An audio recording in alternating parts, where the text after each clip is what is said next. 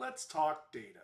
My name is Bob Selfridge. I'm a software developer and data analyst by trade, and I've been anywhere from developer to CTO and CEO to a now consultant and industry analyst, and kind of everywhere in between. I usually work with large enterprise customers over the years. Overall, you kind of see my expectations about today. So let's hit the data. Uh, where does it come from? How big can it get? What does it look like? What types of data are there? What is it? All the fun who, what, when, where, why, and hows. So some terms and constructs we'd like to walk through today. We're going to talk about data sources, big data, structured, unstructured, semi-structured data, and metadata as a whole. So let's get to it. Data sources. So where does all this data come from? So I selected MarTech, or Marketing Technology Landscape, which is probably the big mama as far as the creation of new data today. Why did I start there? Well, my baby, which was known as TMM Data, you'll see is in the data and data enhancement space, as well as the iPaaS cloud data integration space. Sold the company a few years ago, so TMM Data no longer is. It's part of another company called Minitab now. Why do I talk about MarTech? Well, you'll see 2011, MarTech, there was about 150 sources of data or companies pumping out information. All the way to 2023, there's 11,000. That's a 73x growth over 12 years, which explains a lot as far as why there's so much data out there. So how much data are we talking about? Well, you see a byte is a single character, all the way up through to 1,000 petabytes is an exabyte, 1,000 exabytes is a zettabyte.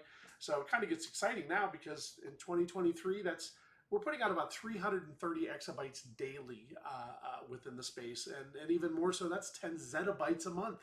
That's a lot of information to manage and store here, there, and everywhere. So what does that mean? Is that big data? What is big data? How much data is big data? Well, as defined by some experts, they're large, complex data sets. Okay, great.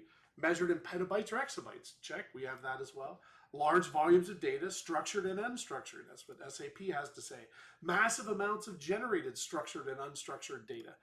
Basically, it's a butt ton of information in some format. That's an actual customer quote, but they're right on the money. So let's demystify what big data is and what it means. It's just a lot of structured and unstructured data that is to be stored and utilized for other purposes. So what is this structured, unstructured, and semi-structured data? Well, structured data normally is in a relational database or an Excel spreadsheet or raw data files, but it can be structured nice, neat, and tidy. Things like emails or names or addresses or IP addresses, date, times, those kind of things.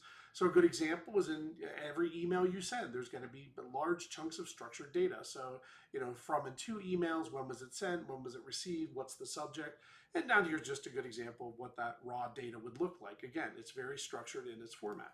So what about unstructured? Well, it's things like Facebook posts and numeric IoT data or binary data. It's not structured anything. And the body of an email would be a great example of that. So you'd have your, maybe pictures or attachments or just a flow of information that's not really in any structured format. So semi-structured, again, let's demystify. An email in its entirety is going to be considered semi-structured, right? You've got your structured data up top, you've got your unstructured data down below, and it's going to be a mix and match of those two pieces of the puzzle.